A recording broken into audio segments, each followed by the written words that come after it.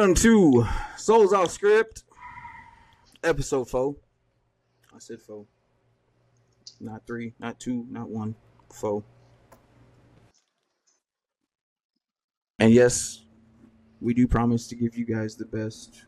We'll try to give you the best entertainment in everything that we do, in every in every podcast, and every episode that we do.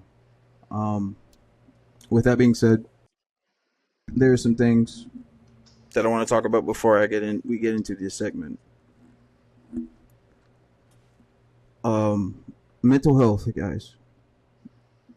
I want to say with 100% in my heart to the people that are dealing with mental health. I'm going to continuously say this. If you guys are dealing with mental health, please reach out. Please message me. Please call me. If that's the thing, please call any of these guys that's in the screen, because 100% I will say they will back me up and they will say that they will answer their phone. But if you don't want to do that, there is several hotlines. Now, there is a suicidal hotline, and it is 988, and it can be called or text, if you prefer, whichever one you prefer. And then also, I've been told there is another hotline that has kids that will answer your call and will cheer you up. Now, can you imagine a kid on the other line saying some of the most adorablest things, and you just start to, from sadness to complete happiness? That's the greatest feeling ever. God's gift, ladies and gentlemen. But if you guys aren't satisfied with it, I have the number. It is 707-873-7862. And we will put that down under the screen, just in case you guys forget that number. Now, we're going to be talking about a lot of things today. 4 segments to be exact. And I will say this before we start. These guys do sacrifice a lot throughout the days. And they do try to put the best that they can on this podcast. So please make sure you guys give a shout out to all 3 of these guys. Please, thank you. So the first segment we're going to talk about is going to be from my buddy, Derek. Now, Derek, will you please explain what your first segment's going to be? Thank you, Charles. Every week I try to talk about something new that I've learned or a quote that's been sitting heavy on me. Because I feel like throughout the week sometimes you need to stop and think about a certain quote to bring you back to being level, to bring you back to being in control of your emotions or in control of what's going on in your head inside an environment that you can't control. This week, something came to me in a little video that I was watching on YouTube or listening to on YouTube while I was working, and it really hit me hard because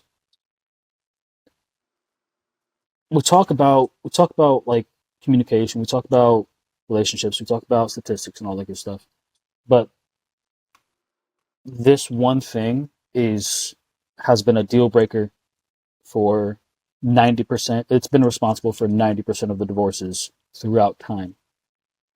And the quote goes, "Unspoken expectations are premeditated resentments."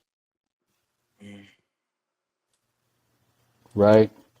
And basically what that's trying to say is when you go to communicate with somebody, and instead of being able to communicate with them or feeling like you can communicate with them, or being afraid to communicate with them, or just not communicating with them because you believe they should already know these things, right? Down the road, that leads to bigger problems, right? Instead of coming to your person and asking them for that 30 minutes of time, or coming to them and saying, "Hey, this is what I need for me. I want to know what I can do for you," or just really showing up for somebody whenever like they're showing up for you, being able to sit down and talk to your person.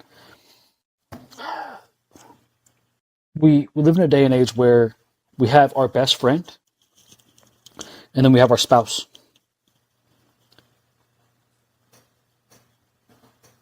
I think in order to build the best relationship that you have from the ground up, your best friend should be your spouse, right? I think you should be able to confide in that person no matter what's going on inside your head, your heart, or anything like that. You need to be able to talk to your person about everything. And too often, we deal with people that can't, right? We deal with, I was just talking to somebody because I sometimes I call people looking for inspiration, looking for guidance on how to navigate the next episode of what we go through on here. You know what I mean? Like, how can I positively impact somebody this week? You know? And so I called one of my, a family member. I won't name names or anything like that. I won't bring out her personal life because it's not my area. But I can say that she told me that a lot of women feel like, you know, guys will choose their guy friends over their wives to like go out and hang out with them instead of spending time with their wives and making time to do dates or nights in or quality time.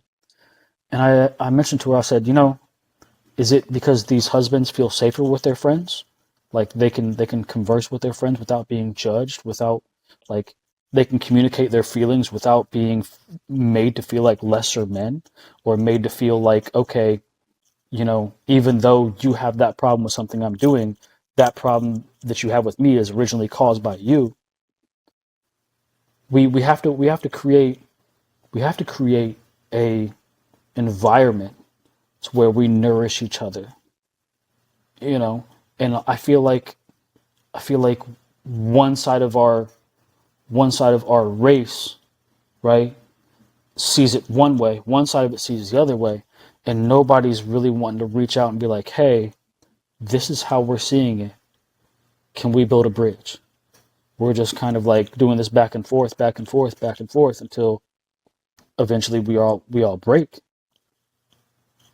And so instead of having unspoken expectations, right? I think we need to talk about the important things early on, right? Instead of loading the gun and then emptying the clip whenever you got to load a gun, you know, maybe take one out of the clip, set it on the table, be like, hey, this is something I've got a problem with, and I'd rather like it be talked about while it's on the table before it ends up loaded in the clip, ready to rock. You know, because it's going to do more damage that way. You know, so talking about talking about things that you know you dislike somebody for, but you didn't talk about those things with that person. You know what I mean? Or going to everybody slandering your spouse, or going to a lot of people dragging other names through the mud whenever you didn't go to that person specifically because you didn't see a point in it. It's not that other person's fault that you didn't bring that to a head. It's yours, right?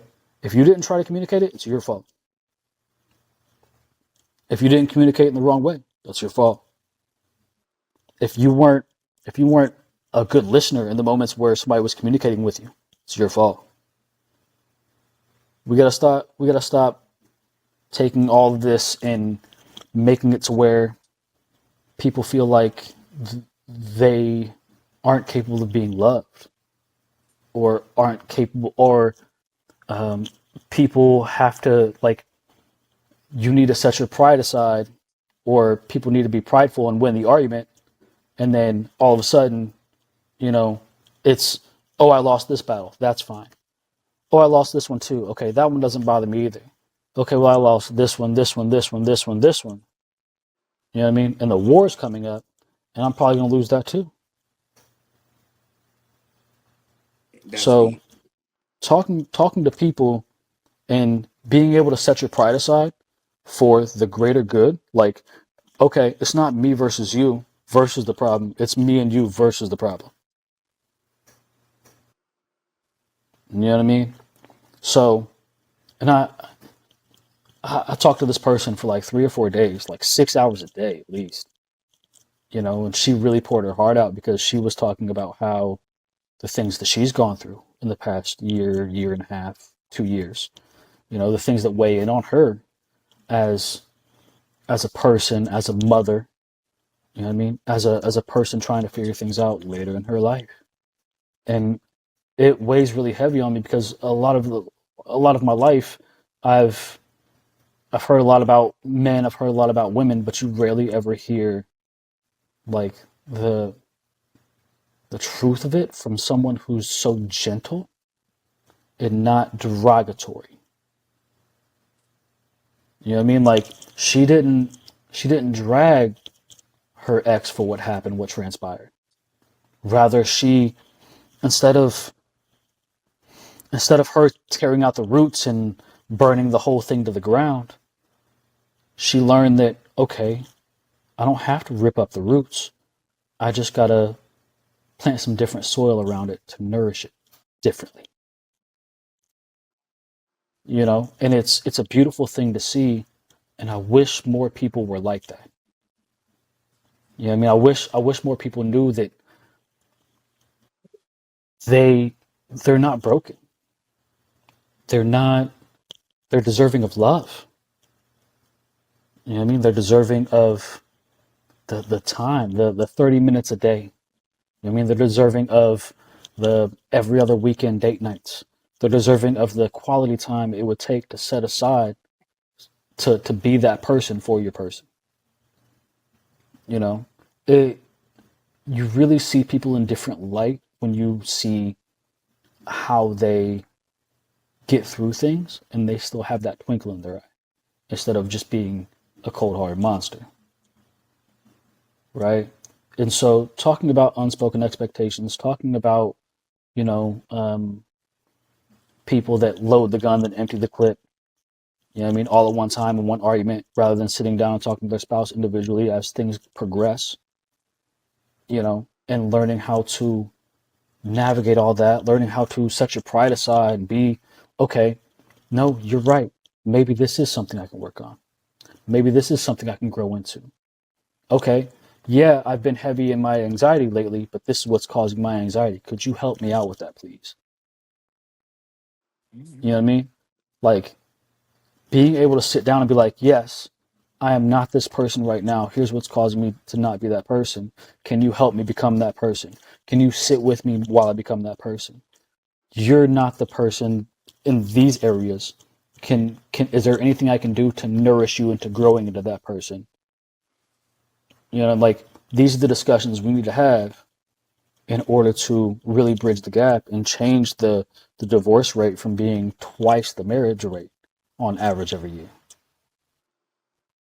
So when it comes to not being prideful, when it comes to accepting help, when it comes to being deserving of love, when it comes to being a, a human being and not a human doing, you know what I mean? Like, and that's a man's thing, right? Like we feel like we need to do this, and this, and this, and this, and this in order to be adequate.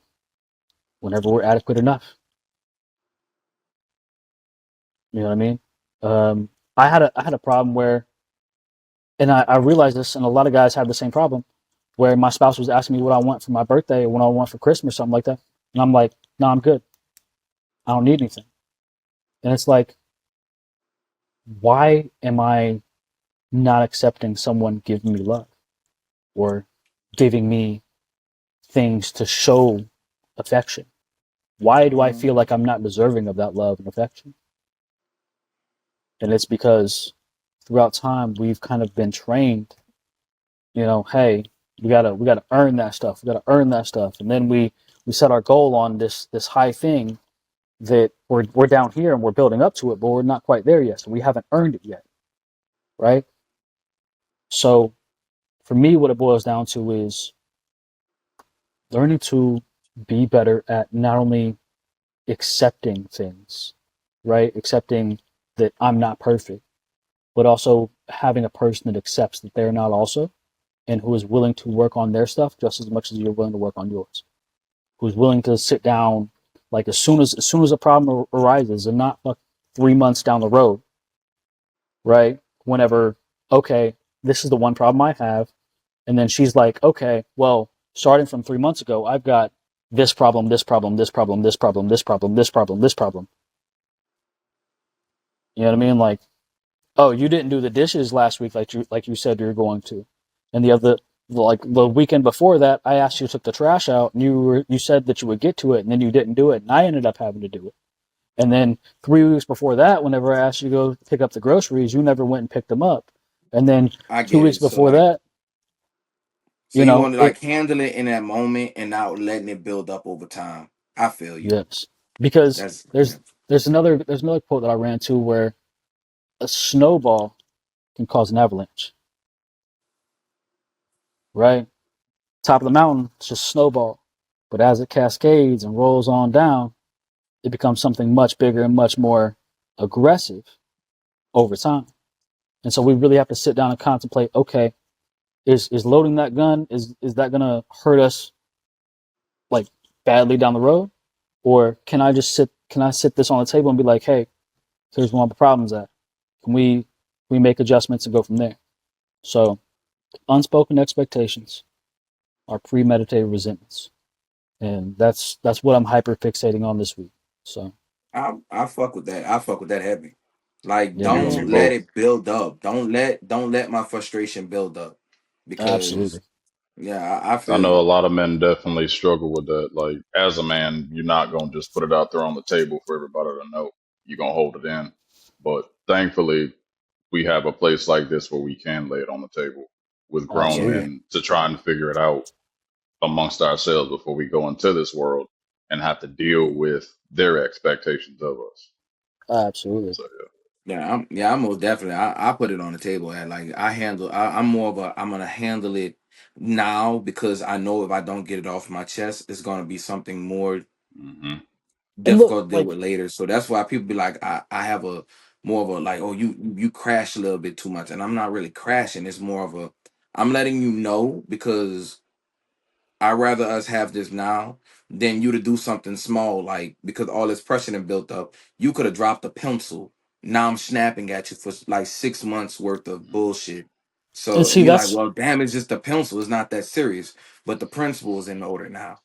and, Yes. and that's where I'm at now in my life is like I did that whole thing where I was dealing with someone who proverbially loaded the gun.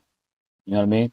And then it would just like, unload the clip whenever I had a problem, you know. And now, and at the time, I was in such a survival mode where I started returning fire. You know what I'm saying? Like that, and it was because I was deep in a bad mental state, in a bad environment, and my back was against the wall, so it felt like. And so my response whenever like I was at my wits end and I got into that survival mode was to return fire after the clip was being unloaded on me. Now I'm to the Yeah. point now where I'll set the bullet on the table. I'll talk about that one bullet, and if your clip's loaded, I'm gonna take that bullet and I'm gonna put it in my pocket. I'm not gonna put it back in the clip. I'm gonna put the bullet in my pocket and I'm out. De-escalation, yes. The fact that you can admit where you had a fault in something and Absolutely, actively address it is that's absolutely, wonderful. That's wonderful. I absolutely. love to hear stuff like that. It's Self growth, man. accountability. It's growth, man. Yes. I'm glad you went on that journey. I'm sorry you had to go through it, but I feel like you came out a better man for it. So I'm always I'm about self improvement. I'm trying to be a better man, man. That's what the whole goal is. You know what I mean? Like, Mm-hmm. and Matthew McConaughey said it best. He was like, "My hero is myself 5 years from now." You know what I mean? Like, I'm Who? always chasing the idea of being a better man. You know what I mean? Like, I don't know if I'm ever going to achieve being the best man. You know what I mean? I don't know if I'm ever going to achieve being that hero for myself. But the goal is Mm-hmm. to chase that every day. You know what I mean? There's a I song like I'm gonna to. send you guys here in a bit, and it says something along the lines of, "I'm 27, and my 7-year-old self is looking at me, and I'm wondering if he's proud of me. I want my 8-year-old self to be able to look at me and be proud of me. That's my only goal." I'd like to. I like to speak on that. So the same thing can be rebutted to the opposing other person, because regardless relationships or anything, friendships too, somebody can have an outburst throughout that as well. Basically, and I'm going to say this for everybody in the back that will eventually say this too, nobody understands either side in a situation, so we can't just be like, say one person's good or whatever. Yeah. We have to see perspective on both sides. Like, maybe what caused that person to have a simple outburst? What was that person going through? Absolutely. And You get it's not necessarily that, it's one sided thing. Like, I don't want you guys to think that, I haven't had my fair share of faults. There were in my dark times in my life, there were things that I was dealing with that I may not have overcome in the correct way, where I was not pushing forward in certain ways, or I was coming up short in certain ways. But and at the same that's time, fair, but at the same time, hang on, we can't Charles. just admit we just At couldn't the same remiss time, the other person. we have a point in our lives where, hey, did I show up for this person in their deep dark depression? Did I sit with them through the dark? Sure. Did they sit with me? No. So now you have to sit down and be like, okay, is this a person that I'm willing to sit with through everything whenever they wouldn't show up for me? Did I make adjustments that they asked me to make? Sure. Did they make the adjustments that I asked them to make? No. So what's the point in sitting there in the dark by yourself whenever that person didn't have to sit in the dark by themselves? Go where you're celebrated, not where you're tolerated. Some places, even where you go, you get celebrated, and it's still not enough. Well, Trust me, that's it's when you better look than at yourself and try to figure out why you feel that way.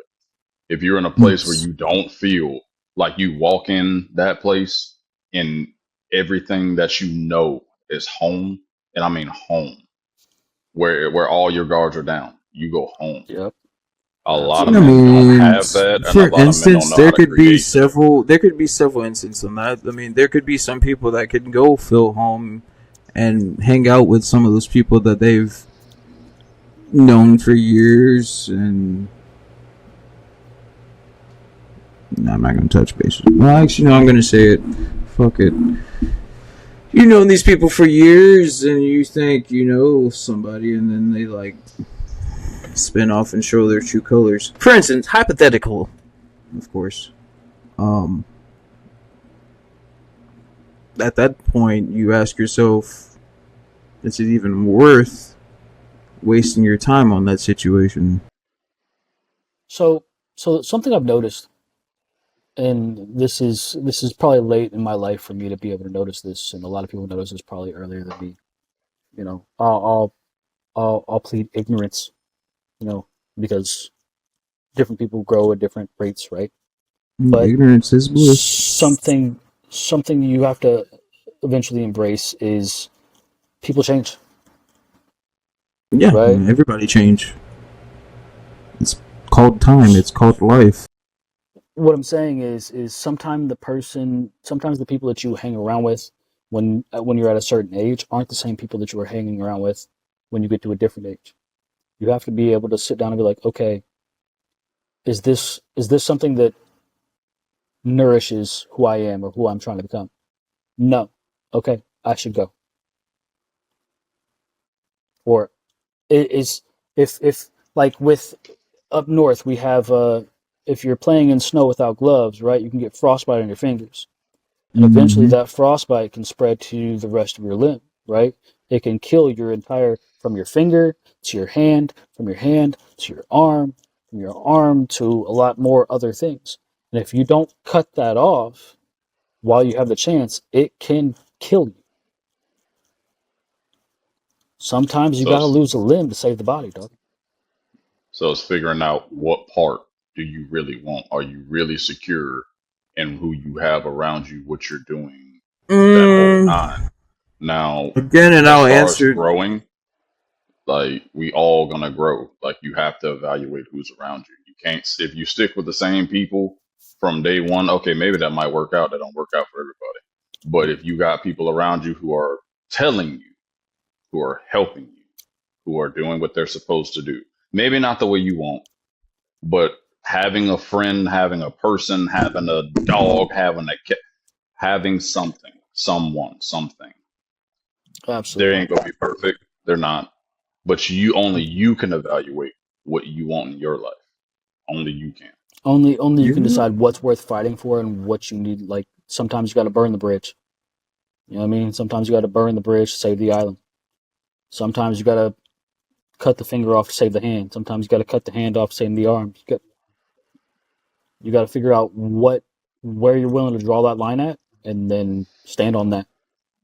Stand on business.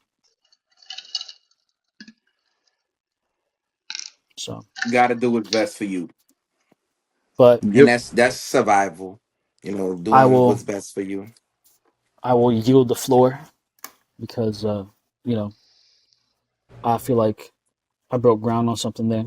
And yeah, Nah, I I'm fuck with it heavy. Yeah, me too. I like that. I like that. Appreciate it. That was good. Thank you. Anyways, moving on from Derek's segment, which is a beautiful segment. I will say you did your thing, my guy. It was great. I appreciate it. Everybody give a round of applause. You know what I'm saying? That was good.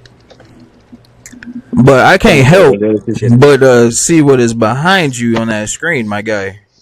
Is that Vegeta working out trying to surpass Goku? So try to hold on. Let me correct you, sir. Let me correct you. Vegeta is the best character in the series, and I'm gonna tell you this from the bottom of my heart. Ain't no other character work as hard. None. Gohan. Show me one. Gohan. Gohan was bred like that. Piccolo. Vegeta done came to Earth from a planet that he was supposed Goku. to rule. He was supposed to rule this planet, and they took that from him. The person that did it, he's still trying to kill to this day. Uh, the man has a wife that is the richest person in the world. To this day, To Well, this tell day, me this. she Tell just me rich for no this. reason Tell and me smart. this. Why does this motherfucker every time he in a fight and he talk mad shit, does he get laid out in a crater? Because you got so you telling me you ain't Plot. about to go in a fight? Like, what's up? No, it's literally plot. Like Vegeta is Goku's Hmm. foil. Like Vegeta is we show you how strong this guy is, and then Goku come clean up the mess afterwards. It was like Because that all Goku the is way the from graceful person that from you will ever hang Frieza meet. on, all the way to Goku. Majin Buu. Vegeta hang has on, no, hang on, always been the No. hang on. from. Goku came through with Gold Frieza, all right, and then Goku got like zapped because he was playing around, and then Vegeta pulled up and he was Wait, like, hold on, hold "Oh, on. now That I'm gonna fold you like a Bass Pro T-shirt, all right? Like I'm go back so down, if we stay there, talking about don't come like back." if we're talking about continuity, like I'm saying, like for the majority of the story, and that's like I say from Frieza, the first fight with Frieza on Planet Namek, all the way down to Goku defeated Majin him. Buu. Vegeta Hmm. has Goku always defeated been the him. one. If you go to Vegeta, Vegeta fought Frieza, died. Goku killed Frieza. You go into try to kill Frieza. He was still alive. Go figure. Then we go into Cell. No, the androids. Vegeta goes to fight the androids, gets his ass handed to him. We go into Cell. Vegeta No, he fights beat one of Cell. them. Which one? He snatched He the Android beat arms 8? off of Andrew. one. Yeah, he Wait, no, you're Android talking about you're 19 or talking about the two androids that were Android. I can't remember the name. It was the one of Dr. Gero Yeah, and the pink the big one. the Pillberries Doughboy. We don't count them. Yeah, that one. We don't count them. They were add-ons. Like if you look at the original timeline from Trunks's timeline, the original one where everyone dies, Yeah, because it's the the two one that we're androids. in, yeah, no, the one that we're in currently is a branch off when when Trunks went back in time and he altered the timeline with the space. So technically, Trunks' timeline is the original timeline. They got their asses handed to them by 17 and 18. And when 17 and So bad they 18 had to come showed back to up, the future. yes. And mind you, in order to defeat Andrew, the Pillsbury Doughboy, he damn near died. Hmm. Actually, he had to get a sensu bean from Piccolo, and if he wouldn't have faked that android out, and it would have realized Vegeta was like basically on E, he would have pulled the victory.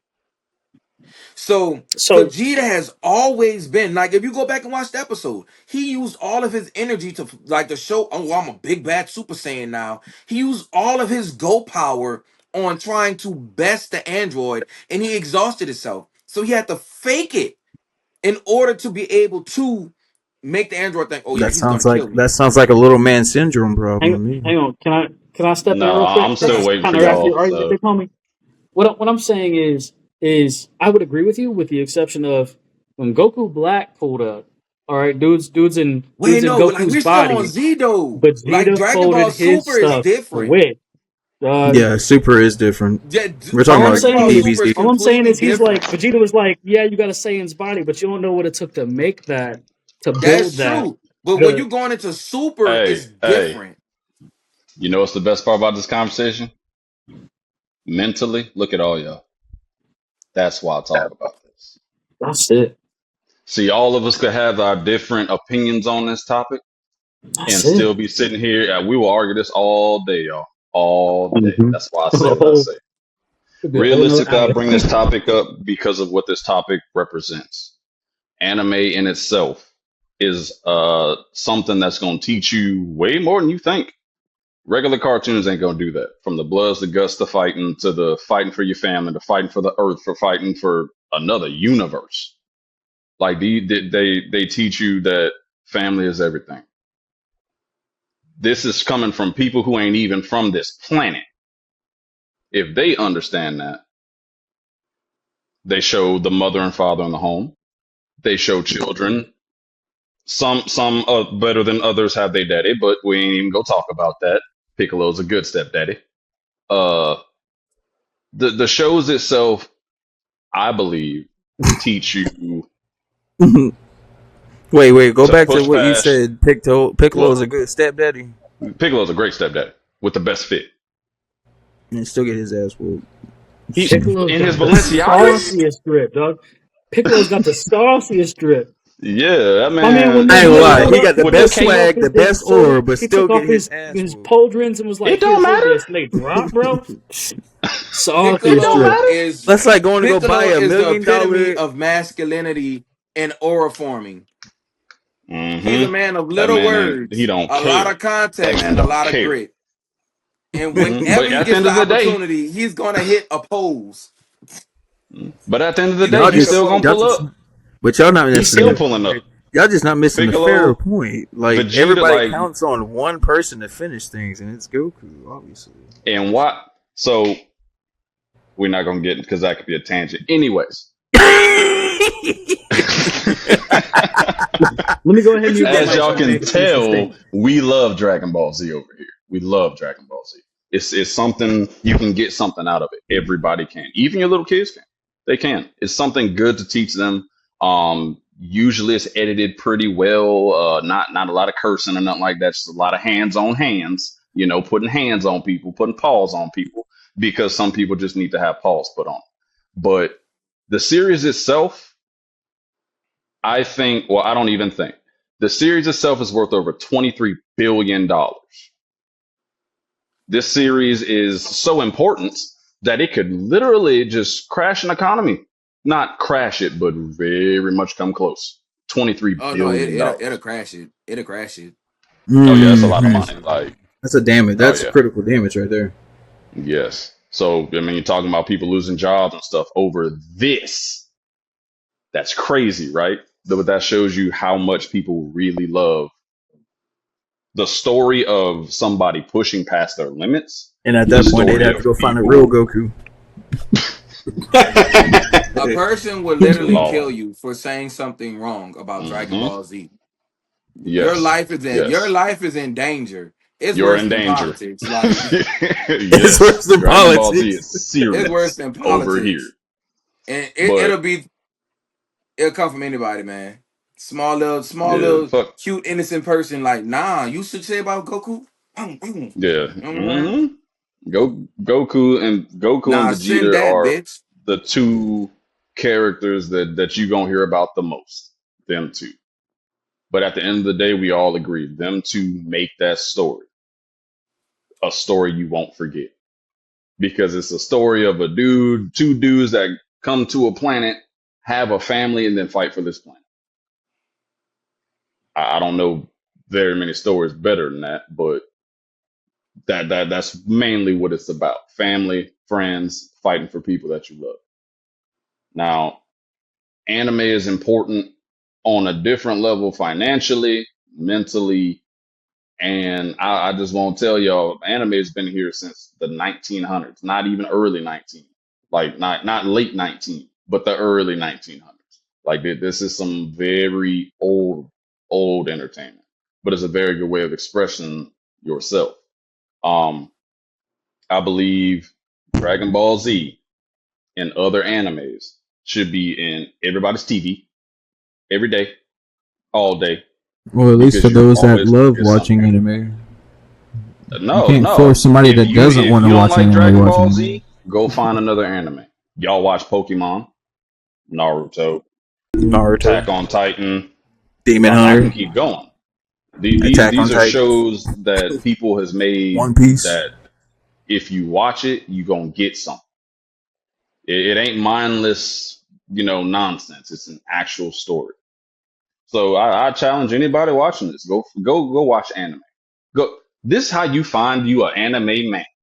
Find you an anime you like, and I mean really like all of it. Then go find your anime man, because there I, ain't you can't fake that. I will You say can't. this. I will say this though. DBZ fans are the most loyal, and it will fight you to the death about their DBZ No, has anime. been around since DBZ before we were fans are very born. toxic. Hang on, The hang on, the hang on. DBZ community is toxic. You gotta talk about the big three, dog. You know what I mean? Like you want to talk about loyal fans? Talk about the people that argue that Goku could beat Superman, or Goku could beat Naruto, or Naruto could beat Mm. Superman, or The There are big Bleach. three. fights Wait, You know what I wait, what mean? was online the Like, big? about this, people. What There's fights what was the online. original big three? The original big three was huh? One Piece, Naruto, and Bleach. Mm. Yeah, Yes, that is the Naruto, One three. Piece, and Bleach, specifically because Goku was like granddaddy. You know what I mean? He's Hmm. he's Mr. It, Miyagi of the big three. You know what I'm I saying? mean, yes, yeah, but they there's no forgot. They denying. forgot. They forgot One Piece and one piece of character.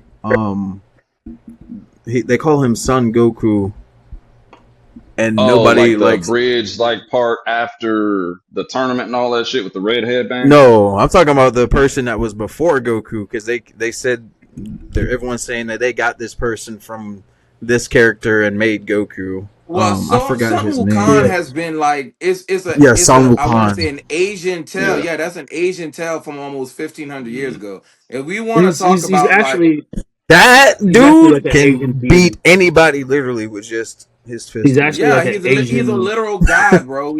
Like he's a literal god. He's a god of monkeys. Like there's no comparing See, that. hype. We hype about it. We hype about it over here. Yeah, All the way. anime is serious, guys. It's very serious. Your mental health. Which, by I'm the way, sorry to tell you this. I can't wait till that video game comes out because I will be getting Oh into Just it. like yes, just like Kurama is actually inspired by a actual fox demon spirit that lives inside of a stone in Japan. Yep. And it's yep, called well, you talking about Kurama. Yeah, that's the name of the fox. Yeah. It's literally the name of the fox. Yeah, Kurama. yeah. All Yeah. this stuff ties into real stuff, and usually they try to blend real stuff with it. Yeah, so like I said, it's nothing to be afraid of. Find your anime. Yeah, well, yeah, Masashi I feel like Kishimoto, the main. he lets you know that most of his stories are based off Japanese lore. Like he everything he makes is based off some form of Japanese deity. But that's just who the guy Mm, is. yeah. But what they can say 100% is, even though apart from all the fake believe Kai and power balls and all this stuff, apart from all that, you can still get something from the storyline itself. because like we all know, Life these lessons and stuff characters they have teach you. like full lives in these shows, and it gets to show perfect character development, people changing their minds and turning a new leaf, people actually protecting people when they would actually just kill you right here just because. What show is showing that. So yes, this is a very, very special show to a lot of people. So I encourage y'all to No, watch it. Like we're talking about mental health over here, and obviously you see how we act up about anime. So it's something we truly love, and it's something we can't get enough well, of. definitely watching So Dragon Ball Z will definitely change your mental health. I recommend it. yes, yes, you will be screaming at the screen like we usually are when Dragon Ball Diamond came out and when Goku went Super Saiyan 4, I screamed at the screen. I'm a grown ass man. So it Look, is all that I'm saying is, serious. in Indiana, we had this hurricane machine, like where you can like hop in and it creates hurricane level winds. Yo, I'd I be ain't a never tried to go lion Super ass. Saiyan, I'd be a lion ass dude if I'm not in there, just like bro. I'm trying. getting down, dog, straight up, bro. For Stop Yeah, real, playing. if yeah, you ain't tried to You know go what I'm Super saying? Saiyan, what's wrong with yeah. you? They have So something like like, that. They had something like that in you know what I Florida. mean? You gotta be a certain level of gangster to be able to do something like this. You know what I mean? Sit down and like you're when you were like 7, 8, 9 years old watching this stuff, you're literally jumping up on the couch, both feet on the couch, and your mom's turning the corner to yell at you, and you're up there like, Kame, you know what I mean? Like you're Yep. right My there with them. Hey, 70-some-year-old dad still does that to this Mhm. day. It's special. yeah. Like I said, If it wasn't for my uncles, I would have known about DBZ. I'm not gonna lie. They put me. see, they just bring people together. I know It's people. The person I consulted with on this whole thing, talking about, I just talked to her for like 6 hours a day. She wasn't a gamer at first. Now she's picking up, Borderlands 4. And she's like, you know what I mean? She's playing it. She'll jump on it, and next thing you know, 3 hours is going by. Sun's down. You know what I mean? It's like it. It really. It can really change your life when you realize you find something that can be so calming, Mhm. so relaxing, so There's something you're going through. yeah. Like you can watch an anime and see this character and be like, no, that's how I feel. But then anime is gonna make that character grow like Mhm. like we want to grow, like grow with the mindset of no, I'm not always right. Grow with the mindset of no, I gotta be better.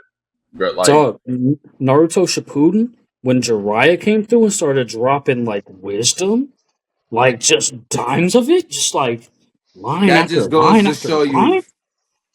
That just goes to show you, no matter how perverted a man may be, he still is filled of wisdom. every man is a child, every one of us. We're not gonna But deny the fact that this man's a pervert, but yeah, go on. Let him cook. Let him who are we cook. talking about? Master Roshi? No, Don't we talking pay about him no attention Jiraiya. if y'all watch it. He ain't a Nah, pedophile, nah, nothing like that. nah. He He's just a talking. He's whole talking hermit. about. He's talking about Jiraiya Sensei, aka the Pervy Sage. Yeah, Oh that Lord. man was a hella perv. I'm not gonna Yeah, lie. I mean, I yeah. love the him and look. Just Master show me the Roshi titties. could have a competition. Who the most perverted mother? Hey, but the man had wisdom coming out, dog. Yeah, he did. He's Yep. what molded Naruto to what he is now. So Mhm. He actually I molded can't say three him in. people. Three. Minato, Naruto, Yeah, Nagato. Minato and Naruto. Yeah. And they were Minato, all legends. Nagato, Naruto. In that order. Well, there's only one still alive, but yeah. Unfortunately. Minato's drip. Minato's drip in like the way, like Minato, the way he's playing chess. In my Like humblest opinion, the best Hokage was Minato. That's just me. I don't care what nobody says. easy. Fight me with that. I mean, once the man had it figured out, he's like, okay, I can't hit you for a certain period of time. All right, I got Yeah. that. He And understood like the Hokage's way Mind you, of he was only the Hokage for once like his 2 once his years. kunai was through that dude's head, and he Yeah. like rematerialized, he was like, "Oh, you thought you had me." Bro, he was only the Hokage for 2 years. And he was a goat. Only 2 years. He was a Only 2 goat. years. He Let's was a not goat. forget, Hashirama was out here punching down Jubi. But Minato, one of his But homies, one of his students, being Itachi. The only reason why Minato died is because he Imagine if them protected two his fools kid. survived, dog. The only Imagine reason why if them two Minato fools- died is because he protected his kid and his wife. So if it wasn't for that, Wait, he'd you know have who still been didn't die alive. imagine fighting? Minato. You know who didn't die in- fighting in Uchiha with Kurama? Hashirama. Touche. I mean, Hashirama did die You're still. wrong. He died from old age. He didn't Not in die that. from. He kind of whooped Madara that whole fight. Like, I'm just saying, if we talk Hey, hold about up. greats, I'm just saying, if it wasn't for him dying, Minato would have been a great. I'm just saying, because Madara talking, even he's like, "Oh yeah, I'm gonna beat you. Like you He's don't have even- anything." And it's like it cuts the guy. And he's like, "You know what? I'm not even gonna talk. Run these hands." because when And Madara's they like, were "Excuse me?" He was reincarnated, like, "Put your hands up." Run your when they hands was up. before when I they was came, reincarnated he was like- back. He said, "So you ain't gonna say nothing?" He was like, "Put your hands up Nah, before I nah. take your chest in." Hey, Run I will these just say, hands. I'll just say this: when they was reincarnated back, all right, Orochimaru brought them back, and the shit Minato did in front of the first and second, they recognized who was the GOAT. And When that obviously it was Beast Minato Bomb because- came in and Minato flashed and he was like, "I'm Minato Namikaze, brace for impact," and everybody's like, yeah, "What?" that dude He's is a like, you know what I mean? Like, that man. yeah, and he Smooth recognized operator, dog. Hokage's second. He was the first one that did the teleport technique, but he did it in his own way with kunai knives. Like, and on top of that, he could touch you and do a teleport jujitsu off of that. The way the man, not even that, the way the man was fighting with Obito through the kunai, it went through the man's head, okay, and then when dude rematerialized, right, and then he snapped that kunai, used that Rasengan, and just broke that man's back. Not only did he break this man's back, he That's broke the more- man's spirit. That was an Bro. iconic moment right there. Because Obito was like, "Oh, I got you," and then all of a sudden it's like, "Wait, where did he go? Oh, on my back. That's where." Like, Yeah, you're cooked. you could- But see what I said. Anime is that important, guys. Yo, Mental we health ain't is gonna talk important. about what he did to Like we Rasengan. said, mental health is important. Anime is important. We love you guys. That's deep. I'm deep. This is what I do. Everybody happy. Everybody feeling good. Everybody gonna have a good day after they watch Man, anime. That's how life should be. that's so beautiful and elegant how you just brought that full circle, my man. I gotta say, like, Yeah, you did. that I was like the way you brought elegant, that up, man. You brought everybody together. bro. That was elegant, bro. That's excellent. That's like watching two people. And when people Like when people two get 50 into to this, 60-year-old people that have been married for like 30 years slow dance for like the 100th time they've done it in their lifetime. It's elegant, dog. It's beautiful. when people get It's on this practice, comments, bro. I promise you, they're gonna be arguing about who is the great. And that's the Oh, best part. That's the best part. I stand on what I said for other reasons. I ain't trying to argue, but I stand on what I said. Chubb said what he said. Charles said what he said. We all got opinions. That's the best part about anime. Look, You have Goku your can favorite run his character. hands and everything like that, but Naruto's gonna have everybody sitting down eating ramen together. All right, that's all I'm saying. Goku don't only eat ramen. You seen this motherfucking table? Yo, All he I'm be saying eating is- a lot of things All I'm saying besides is ramen, man. Naruto's gonna show up to the fight and end up eating ramen with the dude. That's all I'm saying. He ain't even going to the fight. You're right. You're right. Goku Well, go run them hey, hands, and hey, then hey. afterwards, it is what He it is. tried. The only person that didn't work on was the guy who came to his living room and put his Hey, feet on the Sleepy. carpet. Hey, That one guy. We all know Denzel, his you know name that. is. Oh, yo. Hey, Denzel, you know what that Yeah, he reminds me tried to of? talk no jutsu, and he was What? You like, and share, "Hey, you and share ramen. You and share ramen with a man. That remind me of that Dave Chappelle episode when he beat him. When Prince came up and beat that man and then shared pancakes with that man. That motherfucker said, Winners blouses. Blouses. Look right at the camera, just slid down. I'm talking elegant. Elegant. They said, yeah. After that, we he Elegant. came to he brought me to the mansion and he made pancakes. Pancakes. R.I.P. Charlie Murphy. Charlie Murphy.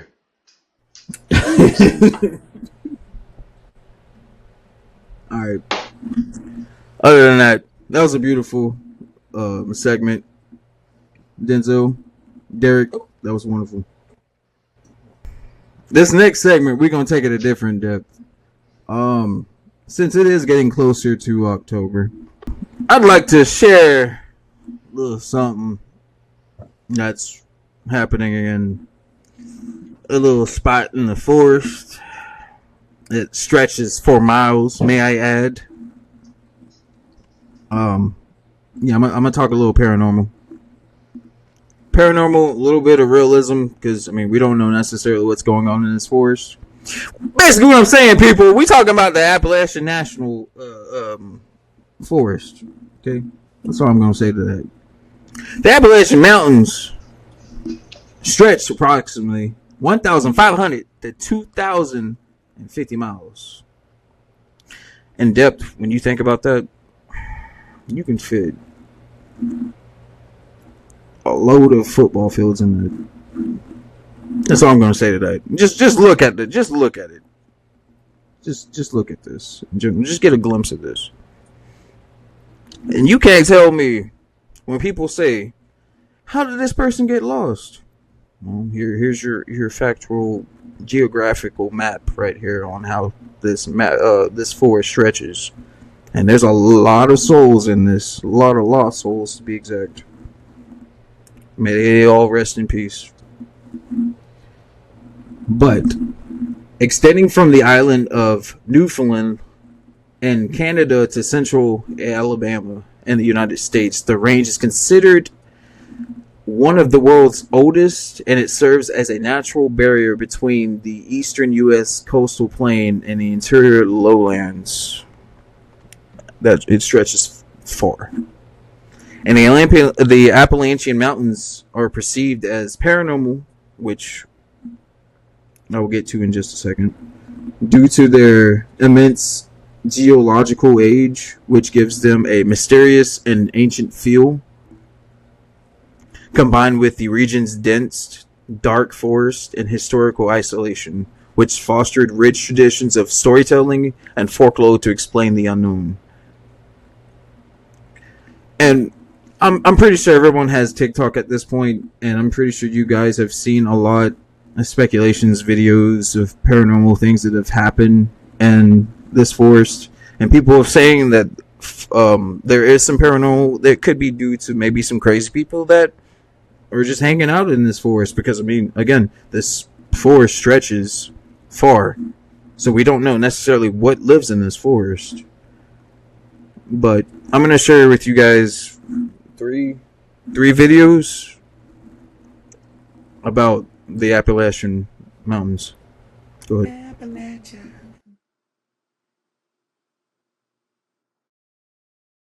Appalachia. All of these Appalachian rules are for your safety, not ours.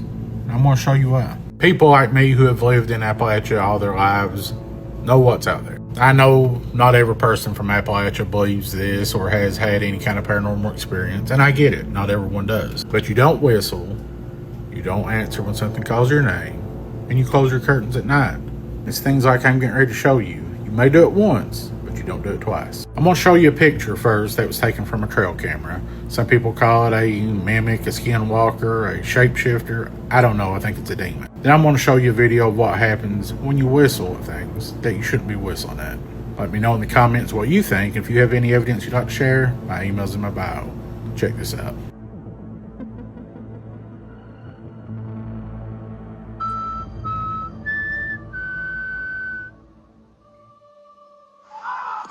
Yo. Whoa. Where you go? Whoa. Run, run, run, run, run. Oh, Yo. Whoa. Where you go? Whoa. Run, run, run, run, run.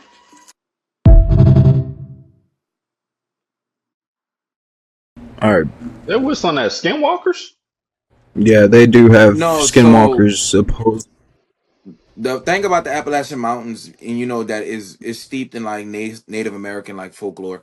They say you do not Mm-hmm. whistle into the forest because you're drawing the attention of spirits and what they call demons, right? Because this is their land, of course. So they know all about it. And they say whistling is like a big no-no because when you whistle, you run into shit that didn't notice you and you make yourself noticeable. So you could be, Yeah. you don't speak about them. Firstly, you don't say their names. I don't say their names as a Mm-hmm. spiritualist. I do not utter that name.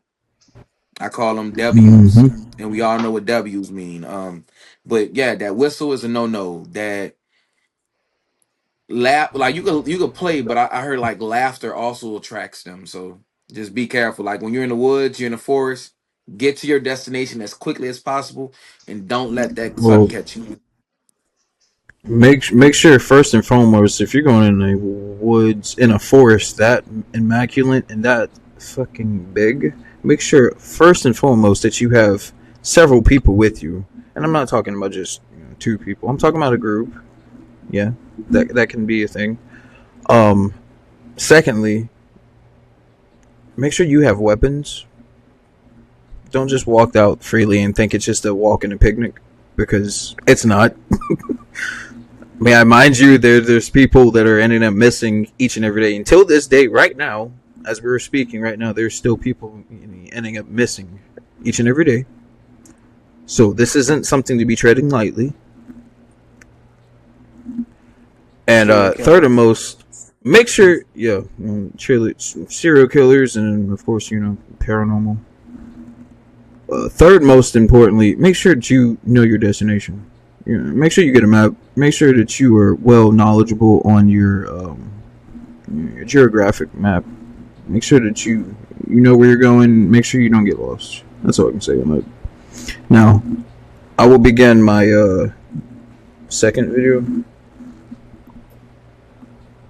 This scary story is going to give you nightmares, so sorry. A 24-year-old travel blogger named Sarah Jenkins set out to hike the Appalachian Trail, which was her lifelong dream. And at first, her posts were filled with excitement. She was updating her blog constantly. And then one day, it just stopped. 2 years passed hunting for Sarah, and she was never found. So her father decided to retrace her steps on the Appalachian Trail. He went through her blog post, found exactly the way that she went on this trail, and it led him to Virginia. So the father started asking around the area, when he happened upon a farmer who mentioned a strange scarecrow that showed up in his cornfield 2 years ago. He showed the father, but it wasn't a scarecrow. It was a skeleton tied to a wooden cross stuffed with straw, wearing Sarah's hat. Obviously, the police were called, they did forensics, and it was Sarah. But no suspects were ever found for this case. So my question to you is, was Sarah a victim to a predator in the Appalachian Mountains? Or is this just a scary story to keep you up tonight? Good night. Most definitely a serial killer. That is Yeah, serial they killer skinned behavior. her to the Mind bones. mind you, when I say serial killer, like you got to be. I'm admit, like I'm a spiritualist, right? Spirits, demonic attacks, all of that, they exist, but how rare do you actually see somebody get attacked by a demon? Like how Look, rare often do you see it? It's so rare.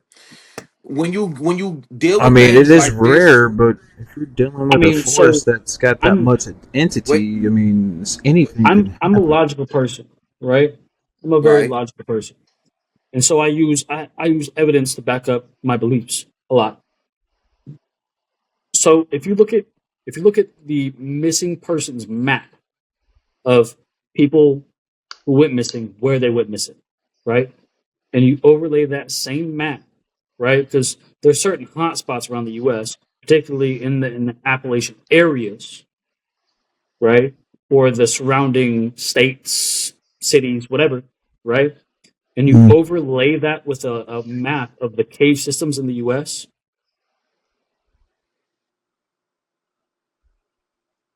most of the cave entrances in the US, they're local hotspots where people disappear.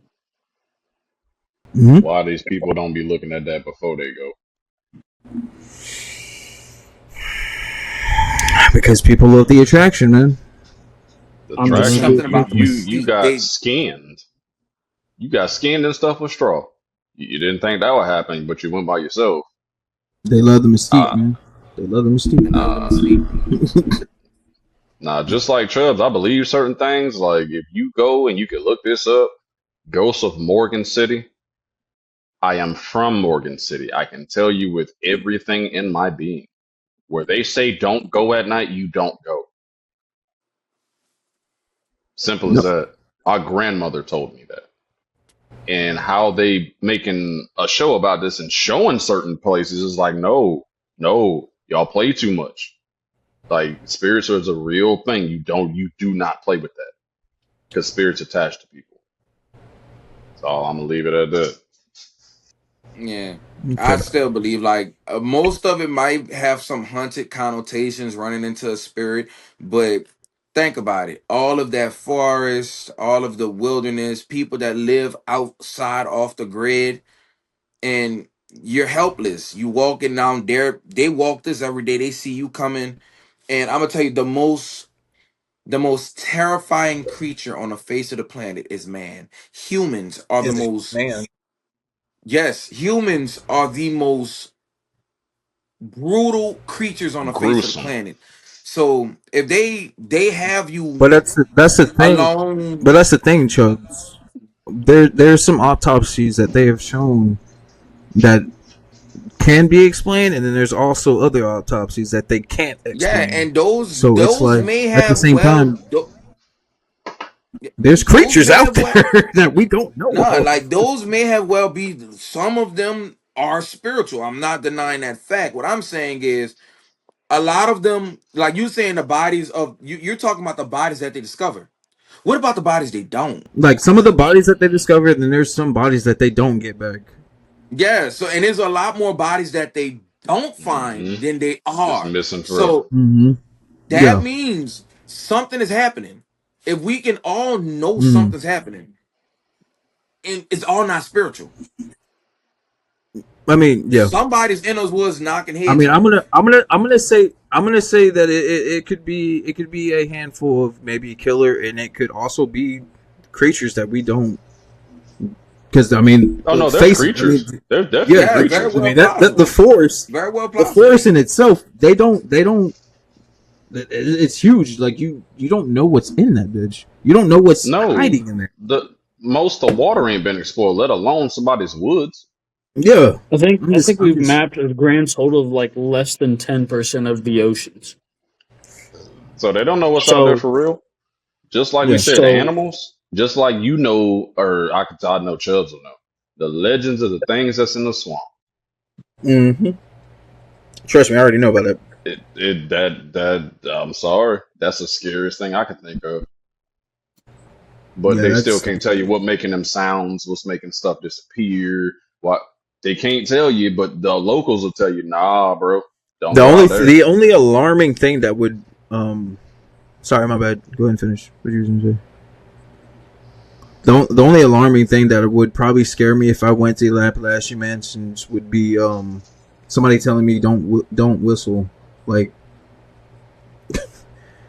Why would you want I ain't. that? Why would you I want can't that? whistle out here, bro. I'm Like, just saying, you like the first you thing would they come in you and would they pick tell the you week can't before whistle, I'm and heading all your up to life like you've that been well, direction. whistling. you You know don't what I want to mean? be Like making You've any. been work. Remind you, you are in the wilderness. You don't want to be making too many sounds because there are predators, bears, mountain lions, Hmm. humans. Animals. Yeah, I know, but I'm just You saying don't for on the wanna. outlook. You. Yeah, you shouldn't want to make sounds in a place where you don't know what's a couple of yards in front of you. You should like I every know. other I'm just creature saying, but moving through the just forest. from the outlook of somebody that's never been there, and they just be like, the first thing they tell you right off the bat, oh yeah, don't whistle. Let me ask you a question. If you're I'm in the middle leaving. of the let me ask you a question. If you're in the middle of the African Serengeti, you're in the savannah, are you gonna whistle? Hell no. No, Hell no. Why would but you I'm just saying whistle? somebody that's not recognizable, that has been to several other forests, that is a National Geographic or someone, and it has never been to like the Appalachian mountains, and they just be like, I've whistled all my life. Like I whistle when I fish. I whistle when I take a shower. I whistle when I go to work. And they tell you the first thing, don't whistle, and then it starts becoming alarming. And then you think to yourself, and you're just like, okay, what's causing the whistling? Why can't we whistle? What's going on in Because this you're gonna be woods? Your mauled Like, by a spider bear. senses ain't tingling whenever that. Like that's my thing. They say I can't whistle. Wait, whoa. Don't yeah, that's speed what I'm saying. past Like, that part. like What when they you tell mean you You you can't can't whistle. whistle, like, Honestly, what you you mean can't Hang on, whistle. hang Like on. that should be like a traveler's guide to any force on this planet. You don't whistle. it takes Even if it's me not it takes spiritual, me to you that will be movie. mauled by It something else takes that can notice you. yeah, that takes me to that movie Quiet Place. Like, you can't make a sound, and like that means you can't go in the woods and just you can't make a sound at all. Like, what's in this woods? Oh no, they killing people out Wow. here. They killing people. Maybe I shouldn't walk into this. If they don't put that as priority number one, they should definitely make that priority number one. Oh yeah, you can't go in there and whistle. I guarantee you, half should of have them people signs. be like, "Yeah, okay, we out. We're not partaking in this." Because me personally, as somebody that likes to whistle, and you tell me you can't whistle in the woods, yeah, Man, you would pick. Wait, so That's a no for me, time dog. right before I'm about to Strange leave and head up woods. that direction to talk about this, huh? wait, so you just go about your day whistling in woods? That's how you spend your time? Strange woods at that. No, not strange woods. I'm Like, saying, are like, you a in wood general, what whistler? I do. He's a wood whistler. Yo, No. I'm saying, like, even like I'm doing at extracurricular work, activities at up work. there in that roundabout area, so No, I'm just saying, like, in anything that I do, like, as far as like playing a game or I'm working or whatever, I hum a tune or I whistle sometimes. We know who. But going if I'm first. not, if I'm going to, Yeah, I'm about if to I'm say going to the woods, we know whose survival instincts aren't kicking in. Like, did he whistle? We all did. Damn it! I'm telling you right now, if I go Soon to as he the whistles, Appalachian I'm running to the Mansions and vehicle. somebody tells me not to, if Nah. somebody tells me Nah, I'm not gonna, that you're not if supposed to y'all come up whistle, there and I'm not visit me gonna while I'm whistle. up there, I'm just gonna walk out in the middle of the woods and go. You would set me see that up. right there. I'm out. That You right would there. set You gonna me get up. us killed right You gonna there. get me it. killed, bro. I'm Nope. running like that man off of. Derek, you better I'm not. running like that You man better off not. of Get Out. I'm Shit, gone. my spider sense is gonna. I call other things. My spider sense is gonna start tingling about here. My legs gonna start going this way, and Look, I can't tell you where I'm gonna go, but it's away from wherever all I'm you saying whistle. is they're gonna assess me and they're gonna assess you and they're gonna assess y'all for flavor, and I'm gonna be all right. So Nah. What's gonna happen is, in the words of I'm gonna be Kendrick fine. Lamar, he finna pop out and show you. No, I'm gonna be fine because He my finna pop out and senses show you. that's built into me. I think most people have it because, like, if Chubbs get to running, I ain't asking questions. Hey, Oh, Derek no. gonna feel somebody on the back of We his neck just talking running. about something. Say, Derek, I think you like the Touching. whistle. Ooh. I'm We as out. skittish as We out. an alley cat. As soon as I see him pucker his lips, I will be moving Gone. in high directions in the That's it. Gone. Scooby Dooing gangs. When they what's them run, you Yep. see their legs, and then Yep. He trying to. I'm not Dusty running. gone. I'm Scooby-Doo skedaddling. I'm going to Wheels are turning, skedaddle. but he's not moving for a second. Then all of a sudden, He trying to I'm gonna Scooby Doo up out skedaddle. this. That's crazy. Boy, it's gonna look just like a Jinky, you Scooby Doo gonna episode with them chasing me too. Just like a Scooby you're Doo gonna see me episode. hit the footworks like I'm Fred Flintstone. It's gonna be immaculate. Motherfucker talk about gone. That's crazy. Gone. You got one more? all right. All right. So onwards Pull to that the other third one up. video. Third video. We done lost one. He fell out. Was camping alone on an island near the Appalachian Mountains, thinking it would be a peaceful night. But at 3 a.m., he started hearing strange noises outside his tent, so he decided to confront the intruder. Hello?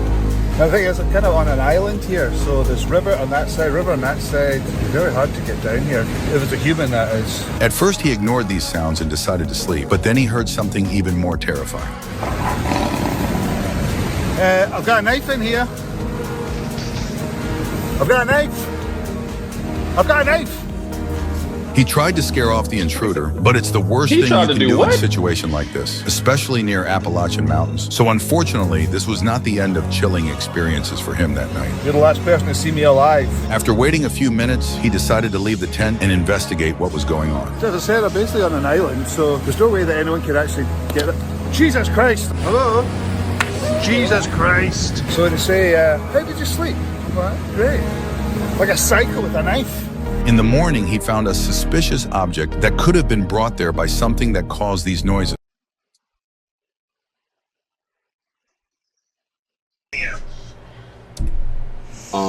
Did this man just say he went to investigate? Firstly, Yeah, that's your either first Irish mistake. or Scottish, so that lets us know half He the was battle Irish. right there. Yeah, Yeah, I'm that's sorry. No, actually, that's half the he battle. did. Hang on, no. If you can go and hang up in the Highlands, He was bro, Scottish. he's gonna feel comfy in Appalachia because the Highlands is wild, bro. This Don't man they All said have he like got pixies that rape and you in a night or investigated. something? Huh? Don't the What? Irish have like pixies that rape you at night or Wait, something? what? I don't want to go there at all. I don't like No. this game, Grandpa. Wait, what? So they have fairies. Oh yeah, the fairies. Yeah, the fairies be raping people. Yeah, so That's an so the automatic no fairies, for me. the fairies, the fae, you know what I mean, all that good stuff. There's a lot of lore on them, and but fairies have been known to do certain things, certain all kinds of stuff. But what I've found is that the Scottish people are heavily involved with um, extracurricular activities or extracurricular uh, phenomena, like things that they can't explain, like you said, like going to Appalachia and talking about skinwalkers and stuff like that. There's like lore equivalents in Scotland to stuff like that, to where there's certain places that they just leave the hell alone at certain times of the year because I do you know. believe the skinwalkers came from the folklore of natives, if I'm not mistaken. Yes. But Yeah. what I'm saying is every different religion has evidence of like similar things. Like we have Bigfoot here, but in Russia and Bigfoot. Northern Europe you have the Yeti, right? So there's different lore of like similar things that exist all throughout our planet. Just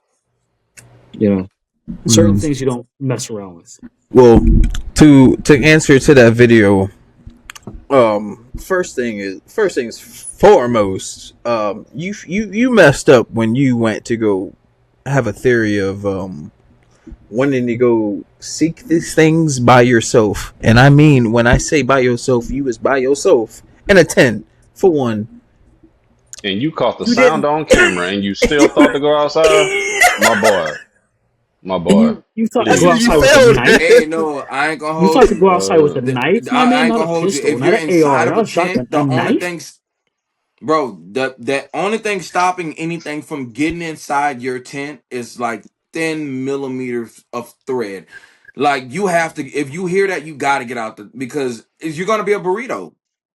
You You're a either got to burrito. get out of there or start spraying. I'm sorry. I'm not about to get up out my comfy tent when I hear something. I'm about to just take my a thing and handle the business because it ain't gonna be no knife. I guess y'all never seen bears before or I whatever have a else they got. knife. I have a knife. I have a knife. What I have is a you going? knife. That bear don't care. I think they do have bears up in Scotland. Bear said, "Oh, you got a knife? I can pick my teeth now." Hey, that boy said. That bear said, "Hey, one boo boo." claw, one hand, swipe of that whole tent gone. That That bear man. said, "Hey, boo boo. I got you. Got yourself a picnic basket." And hit that with, "Hey, I Even if got it's not human a to bear, go." even if it's a mountain lion or something along those lines, I don't give a damn what it is. Well, mountain Your lions are stupid ass got out there by mountain lions yourself. are more skittish, right? Mountain lions are more skittish. They're not gonna just approach, and if they hear something coming from that tent, if they're not pouncing on it, they're moving away from it quickly. my man, it depends on how hungry they are. Yeah, it Yeah, depends on that's how true. hungry you are. But This first and man in foremost, Scotland too. what he messed up was he turned his lights on. If you don't let yourself in any situation that you're exposed, you don't turn. Well, your you light gotta on when you're in because then complete it lets darkness, you everyone have know to that identify you're. the target. Like moving in the dark is cool, but I if you know can't that. I know identify what's that. But also, if you turn the light on, you also let somebody else know that you're there. They already know he's there. That's the Like, question. That's the if point. say for instance, because there's tents that have Oh, it's gonna front light up door. like a candle. Yeah, but there's also tents that have a front door and a back door, and if you know your tent really well, you don't need that light to know where you need to go. If the thing is going in the front door, you should already have your back tent open with your belongings, get in your car, and haul the fuck ass. But my thing Those is, things are he had a smart. regular light. In the military, they tell you don't use regular lights. You got red lights. Mm-hmm. Why would you be in the woods and light up like a candle in front of whatever the hell is about to just completely make you his dinner or a lawn ornament or something? I don't know. We've seen the last video. Why are you doing that? They didn't teach you that. And You then might why as you well go going You ahead need and outside? put infrared yourself on a goggles. platter and That's say, what you need. You need "I'm infrared ready." glasses. Something that could Like pick just up how I'm lit up body. right now is exactly how I look. If you turn one on in a tent, it look just like this. A red light, not so much. So I don't know what this Have a dude's thinking was, but bro, I'm still at the point of why are you getting out of the tent? Why you don't have no can't gun stay. or other weapons besides a knife? That bear is gonna do you some things that I I'm believe. guessing where they're at in their land, they're probably more free based and they're more friendly. Like they probably Now I don't look at it like this: the go bear is through. going to be Well, I more wouldn't say go interested through, on but what you they're got. probably more Like, like freelance with their nah, that situations. bear is going to be more interested in that Right. tent before he turns his Maybe attention I to could you. be wrong, but if it's in Scotland, as I can imagine it being, I don't think they use guns as much. They use more of like swords and axe and stuff like that. No, I mean, if you're a Scottish hunter and you're authorized to go hunting in certain areas and all that good stuff, I'm sure, you know. But at the same time, regular Scottish folk aren't allowed to, like, you're not allowed to carry so much as a screwdriver unless you have a license to carry that specific tool for a specific job that you're currently on your way to. You can't just carry it in your pocket, even though you have that job description on a daily basis because you have that job description. You have to be pursuing a job that day or something like along those lines. That's how hypercritical they are of these situations. So, yeah. All right. With these guidelines and the things that I've showed you guys in this geographic map, I hope that you guys, when you decide or just say, let's screw it and let's go to the Appalachian Mountains, I hope this educates you on more on to not go at all. I'm just gonna say that I don't think it's a good idea. It's me, Probably like not. in general, like you'd have a more excitement just staying at home playing Uno, spades, poker, Monopoly. Just saying. It's a lot I'd rather that safer. than being chased around Scotland by whatever the hell that is with a flashlight. So with that being said, this last person for this segment is going to give you a fright, but it's going to be knowledgeable as well. It's going to give you some historical facts and one of the most beautiful but also mysterious states in America. And by that, and I mean Louisiana. Hashtag New Orleans. Chubbs, take it away, my guy. Good evening, everybody. How you doing today? I'm Darnell Parker. I am your local spiritualist. I'm from New Orleans, Louisiana. So we're going into October, which is Hoodoo Heritage Month. So I would like to start off the spooky tales of just going into some of the people that were, from my area that were good, were practitioners, and they, into their hoodoo, their African magic and whatnot. Not my candle going out. Hold up, Oh, that's Should a I bad hit it? omen. oh, That's a bad omen. But that's a bad omen, my guy. but Spooky. You better be nice to her now. Talk to her nicely. yeah, I had to get permission actually. But I'm going to start today off with talking about the late great beautiful Marie Laveau. She was a very controversial person. There were a lot of things in the quarters that even to this day we talk about, and she has her great goods and she has her great evils. Ooh, spooky. But we're gonna start off with her early life. Her name is Marie Catherine Laveau. She was born September 10th, 1908 in the French quarters of New Orleans, Louisiana. She was a free woman of color born to Margaret. I can't pronounce that name. Is literally French of some sort. I tried. My tongue don't work like that. But she was a woman of African, European, and Native American descent. Possibly, and her father was possibly a dude named Charles Laveau. He was a Creole man, but he's on her baptismal records. But the father may not be the father, but you know how that go. Eyes the pappy, eyes not the pappy. The only person that can judge that is Maury. Oh, I gotta get that guy. But yes, she was married August 4th, 1819. Yeah, this is a really old story. Like there's like two Marie Laveaux, and one was born in the early 1900s and one was born in the early like 18. So it's contextual and there's like two of them, but we're gonna get into that. She was born on she was married August 4th, 1819. Marie married a man named Jacques Paris, a free man of color from Saint Domingue, which is now Haiti. And honestly, I think I like the Saint Domingue. They gave it like a little flair, but it's now called Haiti. He disappeared mysteriously around 1823 or 1822. And by disappeared mysteriously, like one day bro was walking the city and the next day he wasn't. No one knows what happened to him. Like he just disappeared. Like, bro, really just one day did not show up for work, did not show up to his job. He never returned home. He just disappeared. He was pronounced dead. He was pronounced dead a couple of days later. Now, there are some stories where they say, he ran away because it was quoted that she had children with him, but we're not entirely sure because there's no record of it besides verbal. And they say him and the children end up going back to Haiti, but that's neither here nor there. We're not sure. Some people believe she got an old guy out of there, but I don't want to say nothing like that. These are all allegedly. I don't need no spirit coming through trying to, shackle me. But We rebuke all after negative. after her husband's like just abrupt disappearance, like just out of nowhere, she started calling herself the Widow Paris, basically saying that her husband has passed and she's the widow of Paris. She later entered a long-term domestic partnership with a dude named Christopher Gauplin. He was a French nobleman. Together, they had at least seven children. Well, they say seven, but it was really like 15.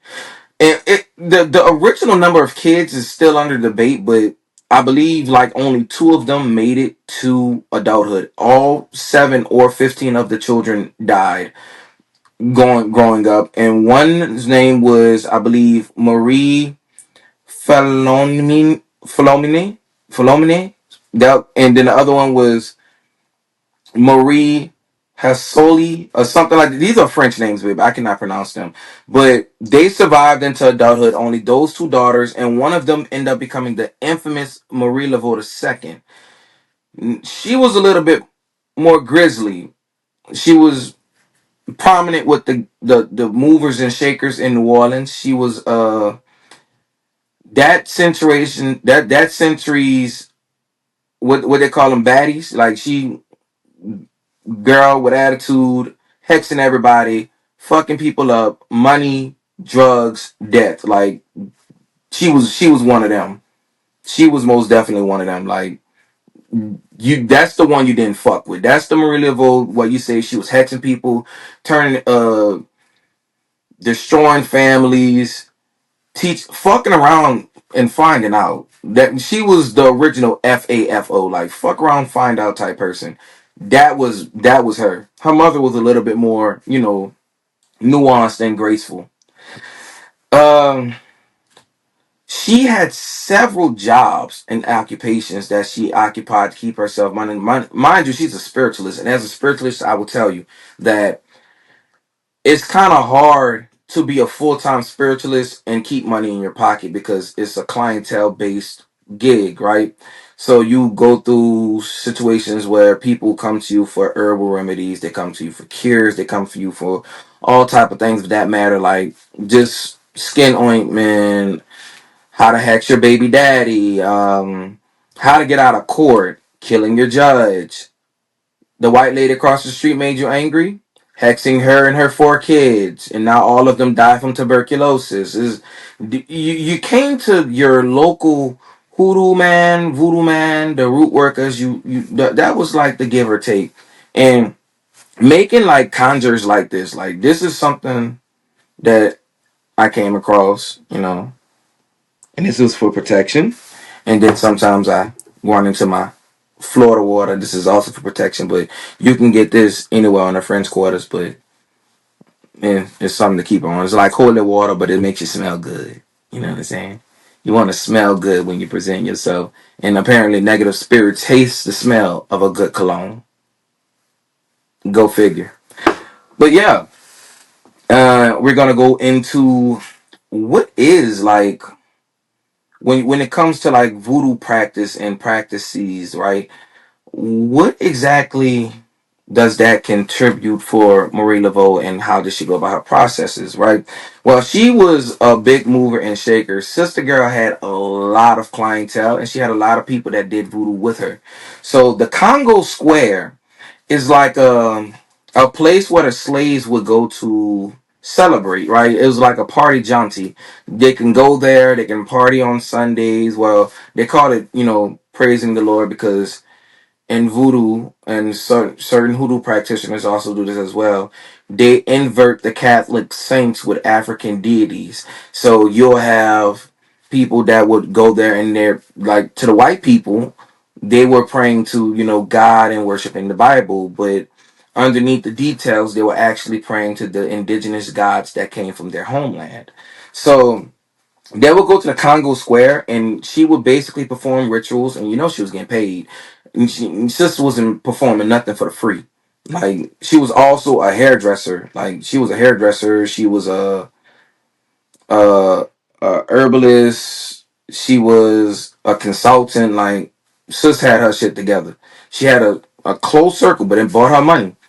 Like, I think one of her properties that she owned actually came from her helping the mayor's son get off from a murder charge that he got, and it involved like putting hot peppers in her mouth, and then she put the peppers in the judge's underneath the judge's chair, and that literally influenced like the judge's decision not to send this young man away for murder.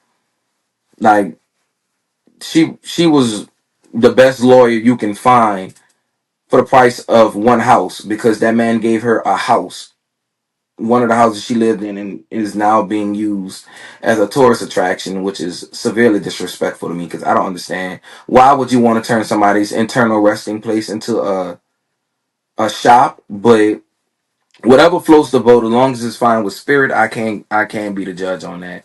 But yeah, she used grigri bags, she used candles, powders, and chants. She was good at invoking spirit, and she was mentored by Dr. John Bayou. Now, that man was a root worker, and he was most definitely one of the most powerful spiritualists that we know to this day, right up there with Mr. John the Conqueror. But that Mr. John Bayou was like top tier, if you know type person.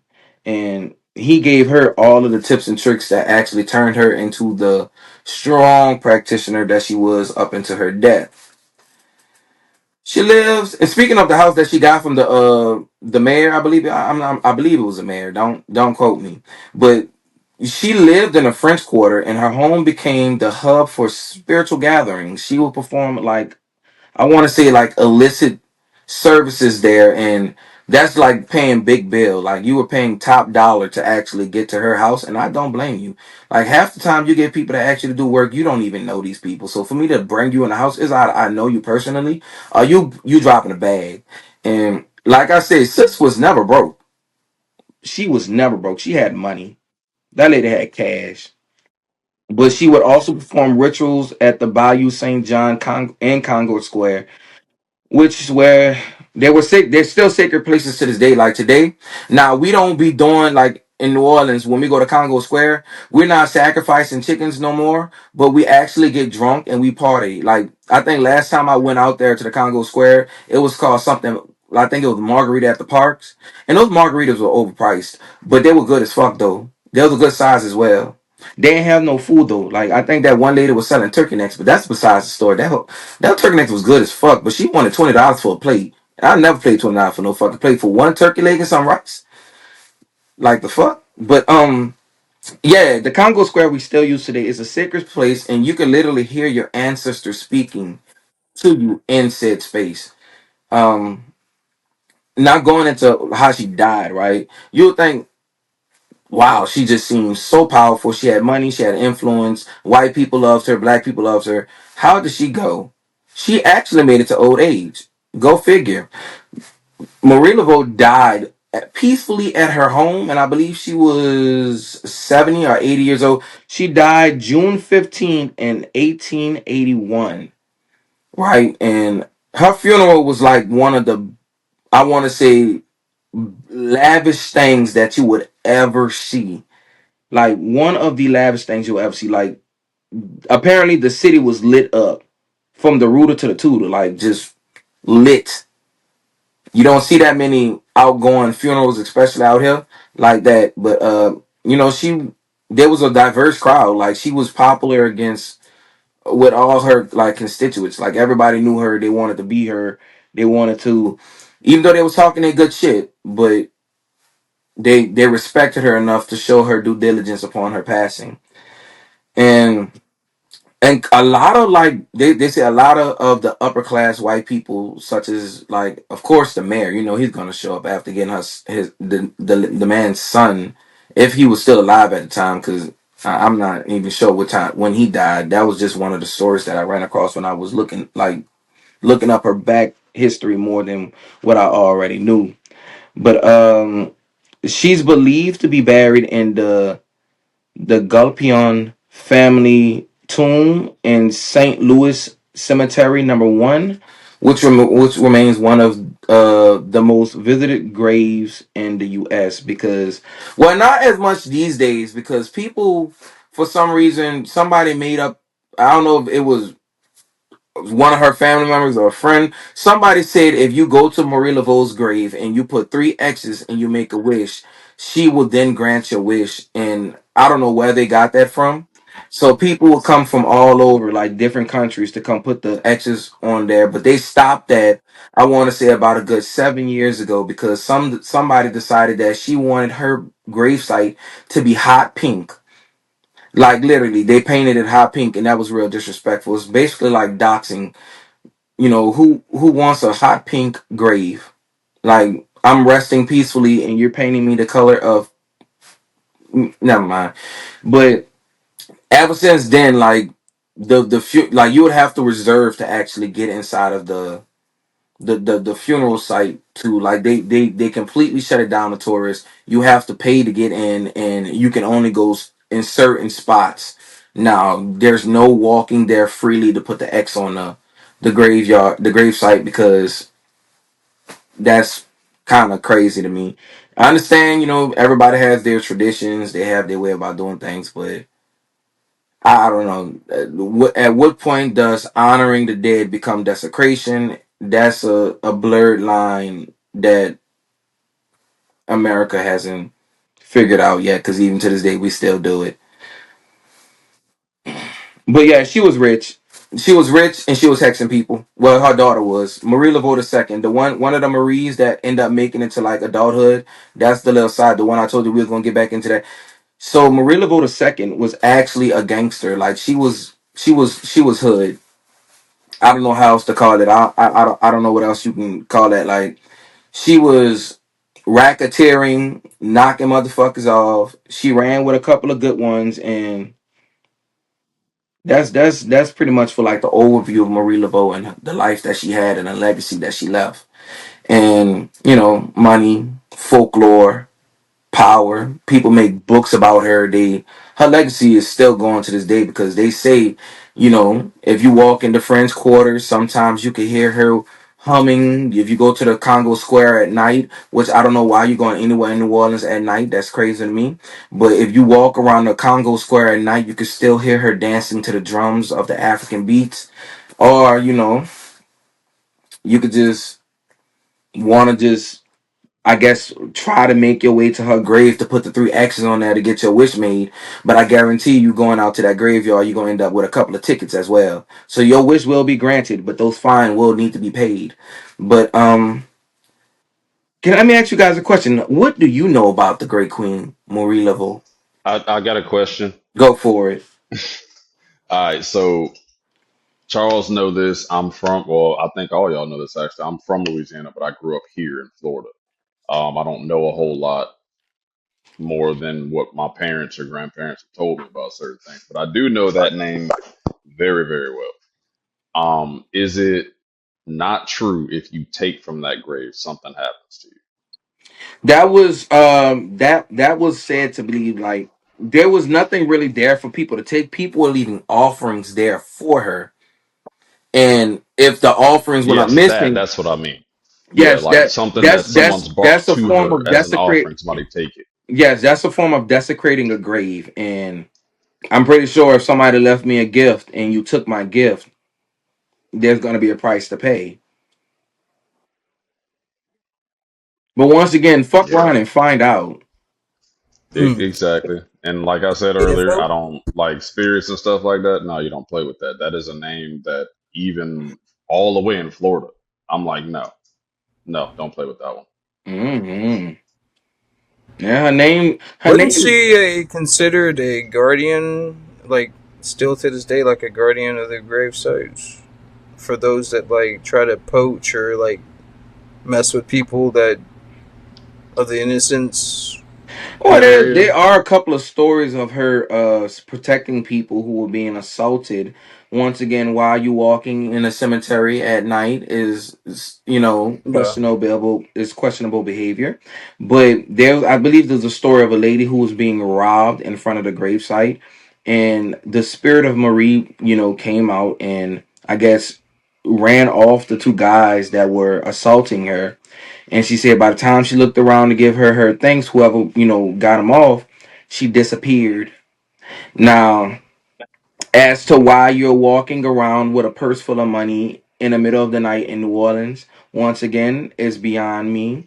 But if you got to walk around with your racks inside of a very nice bag in a city full of, potential criminals, I would suggest you not. But if you have to, just walk by the grave and hopefully she will stop you being swindled and robbed by 2 very disagreeable young men. I guess I don't know. That's crazy. And that another thing that goes to show, like I hear so many stories about people coming to New Orleans and they run into like vampires and werewolves. I've been here 30 something years out of my life and I have yet to see a vampire. Well, I went to that cafe and I ran into a couple of vampires, but I have yet to see like a real life werewolf. I have not seen anybody levitating. I have not seen anybody flying. There's witches everywhere. I don't know why they keep saying I got hexed by a witch. Of course, the city is full of witches. I don't understand why you people come here. Very much so. Yeah, I never understood that. Like you come here, you do weird stuff, and then people who live here have to deal with your bullshit. So now they're sending you back home with a surprise gift, and you're on TikTok talking about you being hexed for no reason. Don't go to New Orleans. You brought that on yourself. You fucked around and find out. Next time when you come to Mighty City, act accordingly, and you won't leave, with an attachment. Or Yeah, end like up in a body bag. everybody knows about that. Like that's Mm. what I don't understand. Like you just said, like why you come to the city and you understand where you are. It's Like just that's the people that whole are lore of the city. just people that are ignorant, that don't know much about the or no knowledge, that aren't knowledgeable enough to understand or comprehend the historical stuff that's been going on in New Orleans. They Or just want evil to warnings fa. that come with it all. They just want to fo. That's it. And normally, most times, when you Remember, go through there, yeah. you'll fo. Remember, when you fuck around, the find out will never forget your address. So you You can't come run from a fuck around spirit. and think, oh, I got away with that. No, you didn't. It was a It's in delayed your attack. conscience now, nothing else. Who? All right, everybody. Everybody then spoke their piece. I'm going to go into the last tidbit of my segment. So today I'm going to give you a story, and I'm going to try to read it in a spooky manner.